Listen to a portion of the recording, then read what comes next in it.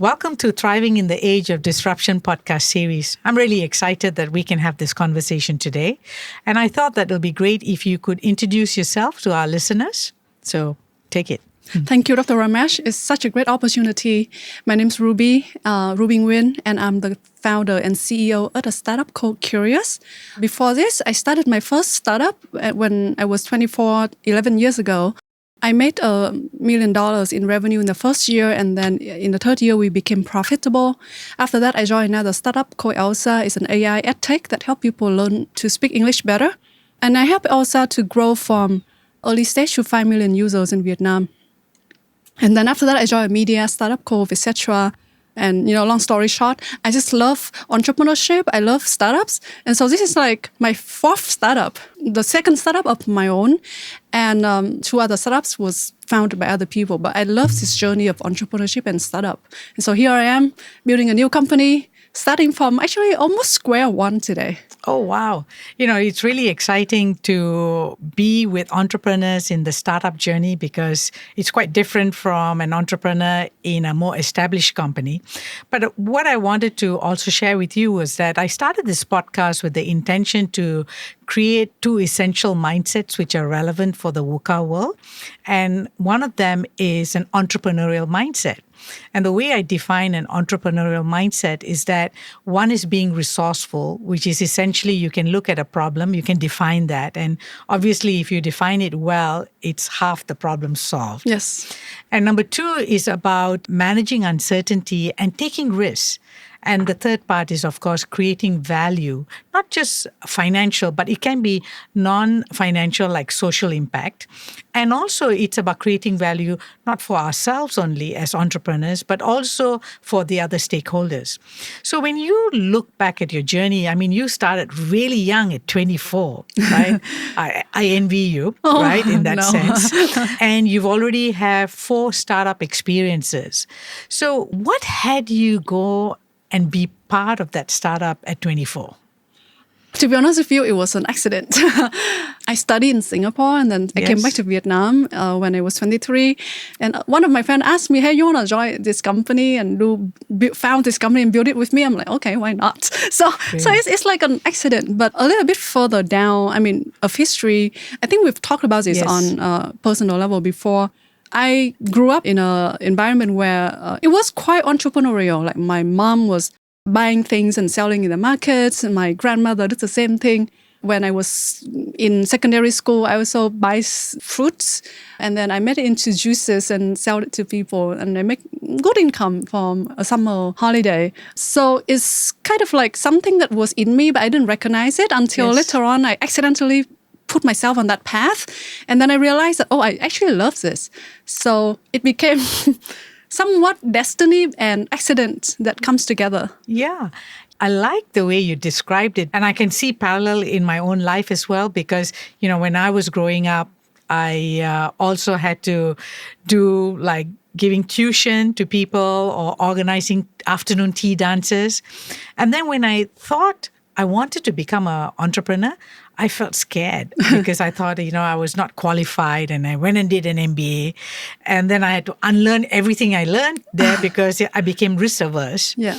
And then finally, I started my first technology company. So I think it was great that you allowed yourself to get into that space accidentally. But I can see a sort of a general theme around your startups that one is that it's in the EduTech space, it's in the media space, but more importantly, you've also seemed to have a speciality in increasing the user base, right? Yeah. So can you share a little bit more about that and how do these things intersect? It sounds like accident, but I think also there's some element of intuition and destiny that comes together as well.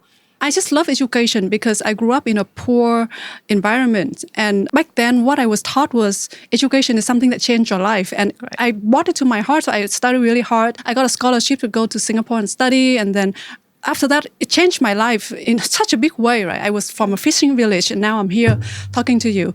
And so I believe in the power of education. And so my first step was in education. And then the second startup that I joined with Elsa, also in education tech, which is an evolution of education, because I believe that tech has a power to scale and to make the education more accessible for people. Right. And then later on, in terms of media, it's because there's a lot of content, and content is also the way that people consume and learn. And so it's a bit of a zigzag, but intuitively, I kind of like find a way to connect the dots. And then later on, now with Curieous, what I'm working on is I'm connecting all these dots together. And what does Curieous do? Oh, yes. I forgot about that. Curieous is an app that helps people create quality LinkedIn content so that they can build a personal branding on LinkedIn and attract better career opportunity. So that's what it's doing at the moment. But my vision is actually a lot bigger. My vision is to build a platform for people to share micro knowledge or micro wisdom. Right. And so quality LinkedIn content is the way for me to get there, because quality LinkedIn content has a lot of knowledge and wisdom and insights from people doing at work. So that's what I'm doing with Curieous. And so it's a combination of education and content and technology that comes together. The next question I want to ask you is about podcasts. You started off doing the Vietnamese Innovators podcast a few years back. And then now you have your own podcast as well. And what do you see about that? Is that also more in the space of micro content and, Yes. I find it very fulfilling to do creative and content work. Podcast to me is a way for me to learn. So every guest, I invite them to my podcast. I learn something really amazing from them. It's a conversation that lasts 1 to 2 hours. And we go into some topic. And then secondly, it's a way for me to network. Yes. I'm actually an introvert. I don't like big parties. And every time when I have to go to events, I'm exhausted. Right. And so for an introvert like me, I enjoy that one-on-one connection that go deep.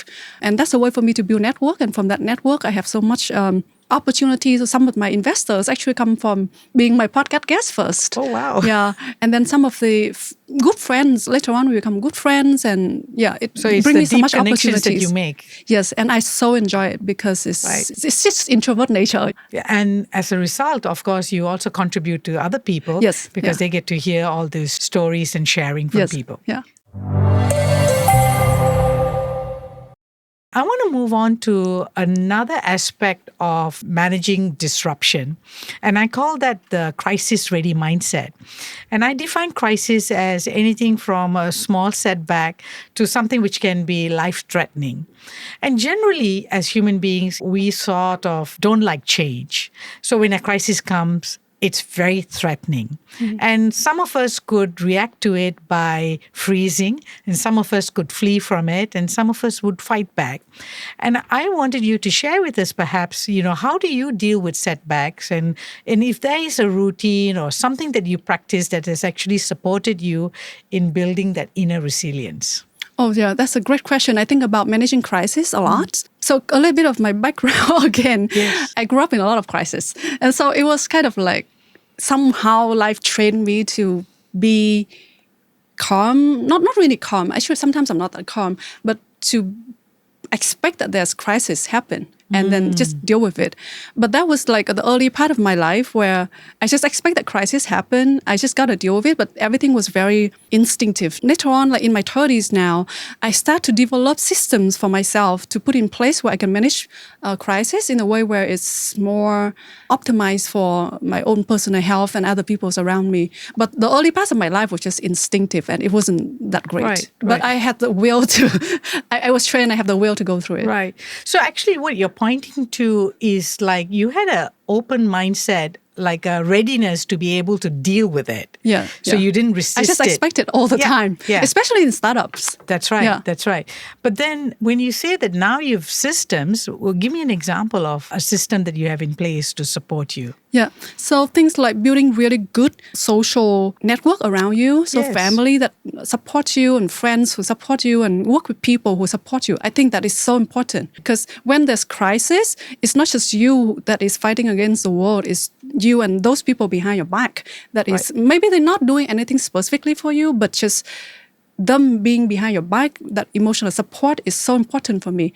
So that's number one. Number two is health. I was very lazy with all this gym, and I'm not blessed with physical ability. So I neglected my health for a while when I was in my 20s, and I was very ambitious going after all those goals. At one point, I was having a lot of depressing thoughts, and I realized that my system is breaking down. Right. So even though I was a strong person, a strong will, and I expect crisis, and I can handle crisis, but my system is breaking down. So in my 30s, I focus a lot on like maintaining a very good health, have good nutrition. I go to the gym 3 times a week and lift weight, even though I don't look like that. Right. But I do lift weight. The only thing that I'm still not doing quite well right now is having good sleep. I was going to ask you that question. Yeah, I'm still bad at it, but I'm working on it.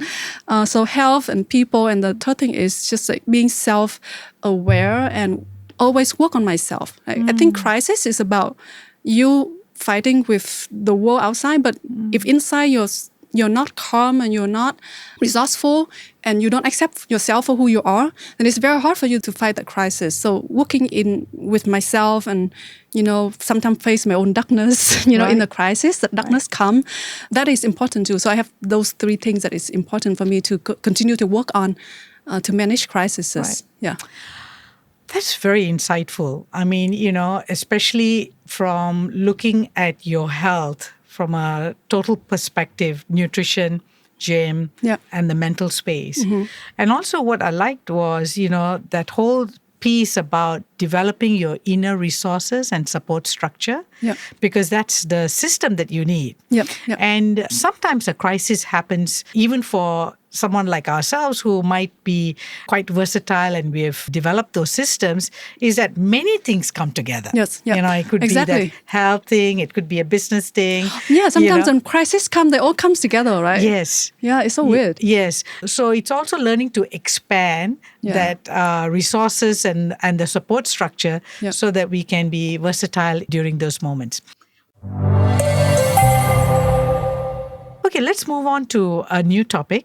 And essentially, you are a very inspiring young leader. You've got so many achievements under your belt.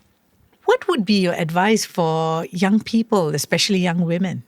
Oh, this question, I've been thinking about it a lot, but I don't have a specific answer. Can I just get 2 minutes to think? Yes, sure. For young women. Yes. Okay. I think there's a lot of young women, and this would be the advice I give to my younger self. The world is very confusing for a young woman, right? There's so many noises. There's a lot of tension between different gender, and there's stories about women being still not completely supported in the workplace. So it's very confusing, but I think you must trust your intuition. Right? Because when you're young, you cannot make sense of the whole world. And there's so many noises. And also you don't understand yourself enough as well. But there's something in your intuition that will tell you the next step that you should take. And you got to trust your intuition. And then a little part in life, you will be able to connect that dots. But in the early stage in life, it's so confusing. You just got to trust your intuition and follow your dream, right? Having a dream to follow and then follow the intuition, I think that is the most important advice I can give to my younger self. I want to jump into another question, and it's a little bit about yourself. So where are you in your spiritual journey? Where am I in my spiritual journey? I don't know where I am, but I can tell you that I'm quite spiritual. Yes. I spend a lot of time to think about the individual part of life. In the early years, I spent time studying Buddhism, a lot of time meditation, incorporate those meditation practice into my life, like my work and the way I live my life. So I believe meditation is a practice of self-awareness and mindfulness that can be done in normal thing. Like this is actually a meditation between you and me. I feel like living the dream that you have is also a part of being a spiritual person. Yes. Trying to help other people, doing things that is more meaningful, not just for yourself, not just for your small community, but also for the world is also a part of being spiritual. I don't have a religion. I don't really want to commit to one religion, but I believe that there's some bigger power than just us human beings. Wow. Yeah. That's really inspiring. So what you're talking about is integrating these values in terms of how you live your life on a day-to-day, moment-by-moment basis. Yeah. And that you can bring mindfulness to any activity by just being deliberate and conscious of what you're doing. But more importantly, it's also recognizing that we all live like in a system and we're interconnected. Yeah. And so you can create value for people. And, one of the things that I've really appreciated in getting to know you is how spontaneous you are in offering to support people, especially me when I had some questions. And, it was not conditional. It was just like, yeah, sure. I enjoy doing it. Yeah. It's fun. Yeah. And I've been helped by so many other people the same way. Right. So I want to pay it forward. And if there's great destiny that we work together, and that's fine. But if not, then I'm okay to just let it be in the world, That's true. There is a saying, right? If you want to go far, you have to go together. Yeah. And so in some ways, going together is really the access to all of us as human beings. What do you think about living a simple life, and how would you define a simple life for yourself? Oh, I'm swinging between sometimes being very simple and sometimes being very complicated. Oh, okay. Say more. I realized that to be simple, I got to kind of experience a lot of different things and then curate what I want and then simplify it. In early stage of my life, I would experience, and I still experience or experiment with different fashion style. Right? I like different fashion style, but later on, I already find that, minimalistic kind of style fit me the best. Right. And so I stay with that style, but I still experiment with other style and see if it works for me. So that's the same thing with other things in my life. Favorite restaurant, for example. I'll try a lot of different food and then I'll later on curate the one that I like the best. And it's usually very simple, like a pho place that just sell pho. Right? So the way of living a simple life is to have a diverse experience and then find that simple thing that you like. Same thing with friendships. I make a lot of friends, but then in the end, it's just a few close friends I keep.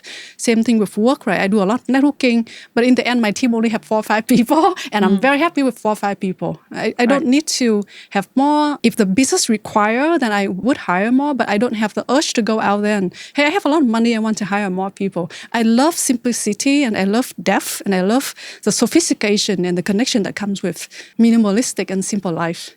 Excellent. Yeah. But I usually start from trying many different things first. So you be open, curious, and then you can curate it to really what works, right? Yes. Yeah. Okay, lovely. And if you had to pick 3 words to describe thriving, the experience of thriving in life, what would be those 3 words? Follow your dream. Oh, yes, of course. Yes. But is that 3 words already? No. That's one phrase. Okay. Will be. The second one is to trust your intuition. Nice. And the third one is to be generous with yourself in the world. Yeah. People are talking about sustainability, and in our work, we look at sustainability as the ongoing thriving of a living system. And it usually starts with the mindset, because if we are able to look after our body as this living system, right, then we can take this consciousness to other areas of our life. And in your work and in your life, how does sustainability show up? I think sustainability boiled down to one thing, that is thinking long term. So all of the mistake I made being not sustainable is to think short term. For example, simple things like buying something cheap, right? Right. Buying a cheap pair of shoes. It seems to be economical, but it's actually not sustainable, because that pair of shoes will be broken in 6 months or 12 months, while if I invest in a really nice pair of shoes, which cost a lot more in the early days, but later on it lasts 5-6 years. So if we keep thinking long-term that way, then we'll make a better decision. Same thing with people, for example. One of the common thoughts of startup founders, let's just hire interns. It saves a lot of cost. It's cheap, right? A few $100s a month. But then I realized it's so not sustainable, because the interns come in, you have to spend a lot of time teach them how to do the basic work, and then later on they just leave. And then you go into this cycle of changing people, and changing people is really painful.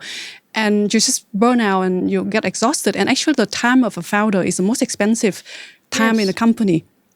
And so it's just not sustainable either, because we're thinking very short term and thinking of the economical value like that, but we don't think of like the bigger picture and the longer term. And so from that, hiring a short-term intern, now I still hire interns, but I hire interns with intention to train them and keep them as my employees for a long time. And any employees I hire now, I think about, do I want to work with this person for 5 to 10 years? Right. So if I want to work with this person for 5 to 10 years, I know their character, I know their strength and etc., then I'll hire that person. But if someone is really good for whatever reason, but they're only here for like 6 months, 12 months, even 2 years, I don't want to hire that person because it's going to be a turnover and then it's not sustainable. That's how I think about sustainability. Right. I really find it intriguing that you connected sustainability to long-term thinking and how you joined the dots to even the hiring process as a startup or the kind of choices that we make with the clothes and shoes and whatever that we buy, right? Because that does force us to really go beyond consumerism, just to keep up with the Joneses and to do things, but really to see what's the inner need for that one particular thing that we are going to invest in. What's your mantra in keeping your team motivated and going forward to achieving their goals? My mantra for keeping my team motivated, actually, I don't actually spend time to keep them motivated. They're already self-motivated. So I hire people who are already self-motivated and they love the mission that we're on. So my mental capacity is about how do we solve the problem in our business rather than trying to keep people motivated. What are your thoughts on the current Vietnamese startup space? Oh, okay. And you can contrast that against Singapore too, because I know that you go frequently to Singapore. Yep. Vietnamese startup space, there's the pros and the cons. The pros is there are a lot of entrepreneurial people. And you can see that when you hear Dr. Ramesh, even someone on the street selling coffee, they're entrepreneurial. Totally. What I love about this whole country is that entrepreneurial spirit. And this is what I believe in the future of Vietnam, right? People are so entrepreneurial and very resourceful. We are the country or we are a generation of entrepreneurs that has very little resources, but we still be able to make something for ourselves. And so that's the beauty of it. The cons are a few things. Number one is a lack of world-class talent. One of the reasons why I keep my team very small is because I couldn't hire more world-class talent. Yeah, and my network is not small. Like I do have a good network to hire. But for example, to hire a world-class engineer or world-class products person is really tough, especially in tech. But the good news is it's changing though, because people are learning and developing very fast. But it's still not fast enough to have the talent supply that countries like US or Singapore has. The talent has been trained and in a world-class level that have already been there for startups to hire.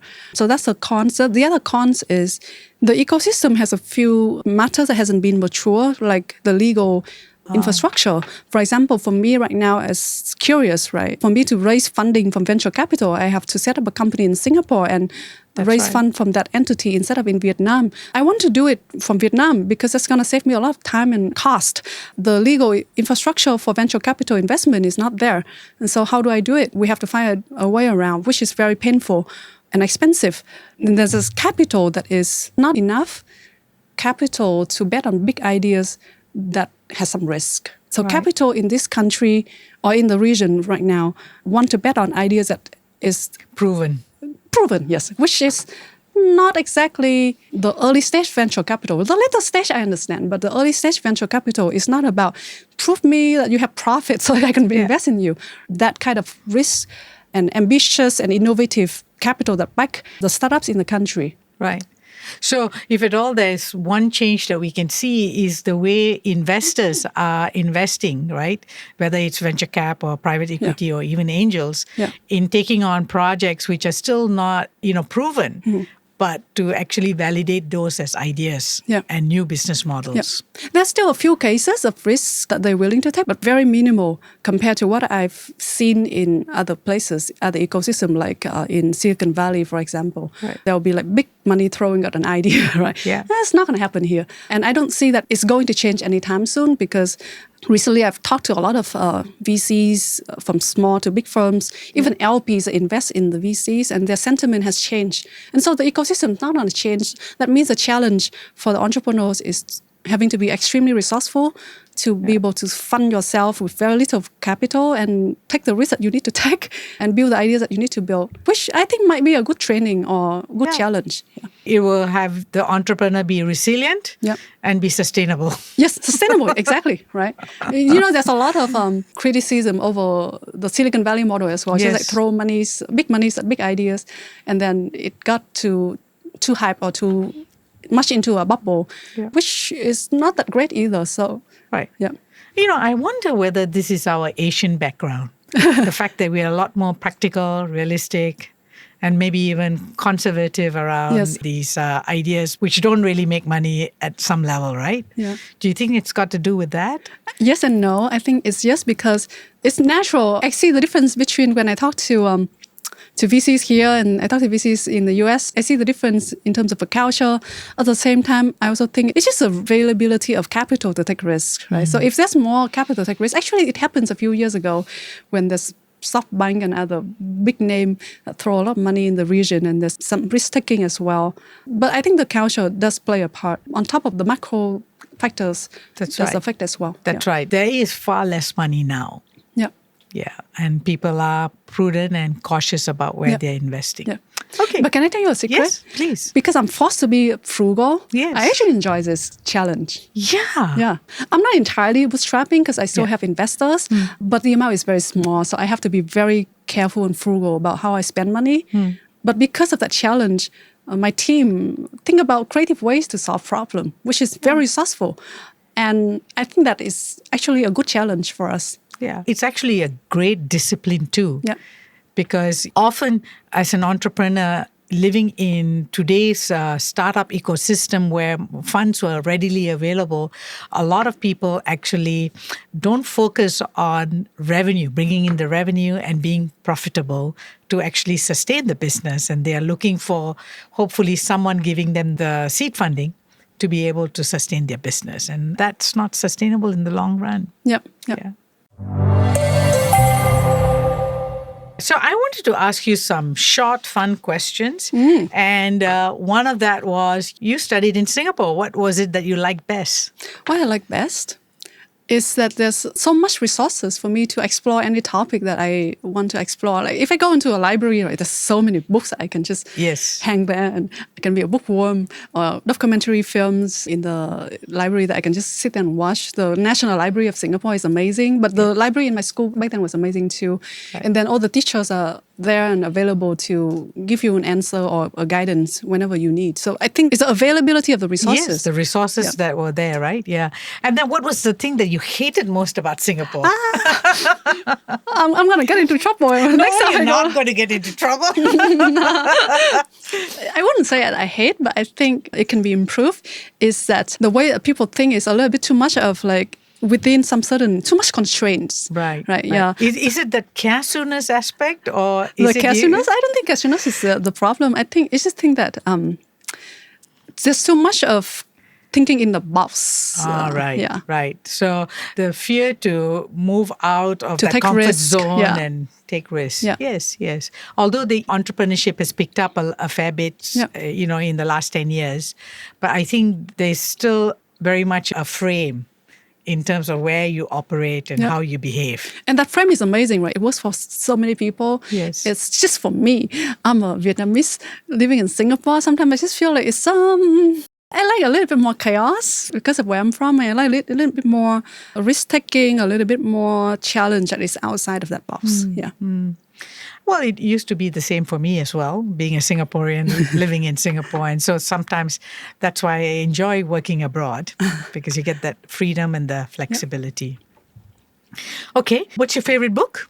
I have a few different categories. So for poetry, I like Honey and Milk by Ruby Kaur. Right.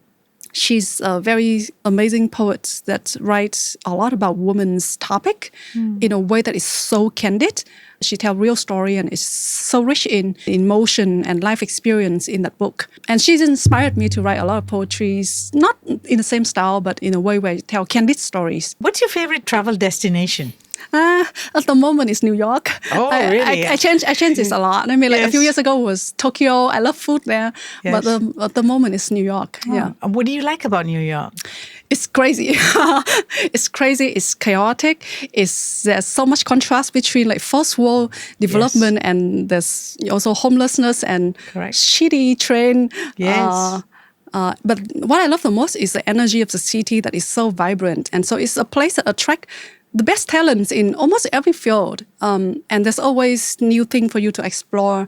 I'm still very young, so I like to be in a place where it feels so young and vibrant. That was exactly my experience in the 90s when I was studying at NYU. Oh, nice, Yeah, nice. yeah. I know. But I thought that it had changed, but from what you've described, it still hasn't. I guess it's still the same city. It's just different generation. It's still the same vibes. That's right. Yeah. Okay. And, if you could have dinner with anybody in the world, who would that be? I would have dinner with my dad. Yeah, and he's passed away. Yes. So, and he didn't pass away in a way where we have great connection to kind of have the last dinner. So yes. Yeah. I would have the last dinner to tell him he did well. Yeah, I really got that. Yeah. Yeah. And, if you could have a superpower, what would it be? I would like to heal people. Heal people? Yeah. Lovely.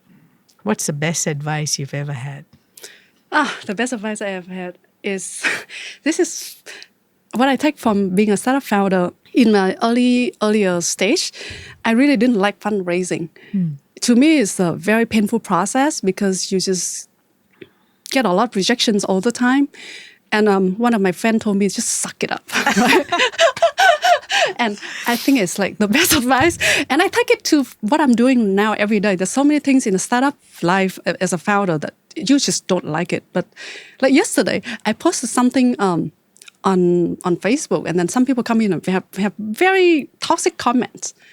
And then I'm like, do I stop doing this? Because I still need to create content to promote my business. But then when my content becomes popular, people come and attack me. Yes. And so I told myself, just suck it up, just keep doing it. Yeah. So I think that's the best advice for me at this point in time.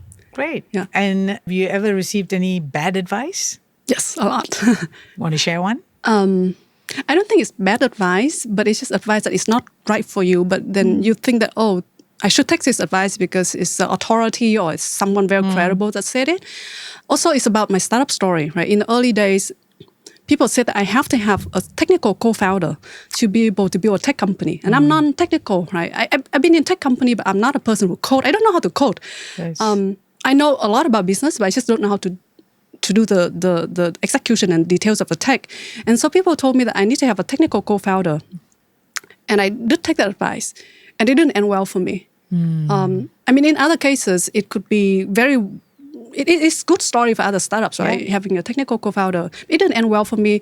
I ended up like losing a lot of money, some reputation with some issues as well. I wouldn't want to go into the details, but it was one of the biggest mistakes that I've made in my startup. And so, yeah, it's a good advice for other people, but I took that advice a bit naive. If I take that advice in an intelligent way, it would be a co-founder that I've known and worked with for many years. I've seen that person through the ups and downs and the colors and the character through many different phases in life. Then that would be a good advice. But I was a bit naive. I just look at people with, this person have great quality on paper, have some success, that sort of things, and it didn't work. Yeah. Wow. It just took me back 20 odd years to my own technology company when, we had a very small operations and we were looking to list it. And merchant bankers said that big is beautiful. And so, we were a small team making money. Yeah. And so we went and did 2 M&As, merged and, became like 100+ people. And those mergers didn't last. And it was the worst advice. And I didn't list the company. And I was so regretful about that. Yep. But, what do? You learn through the hard way, right? Yeah, actually, it's great learning. It's such great learning.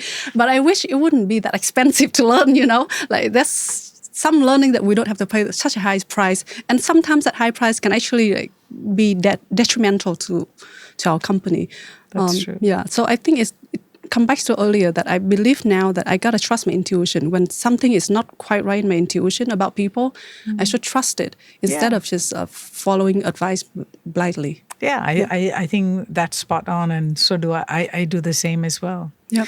Okay, great. Thank you so much. We've come to the end of the formal, interview. It's been so fun, Dr. Ramesh. Yeah, me too. I enjoyed it.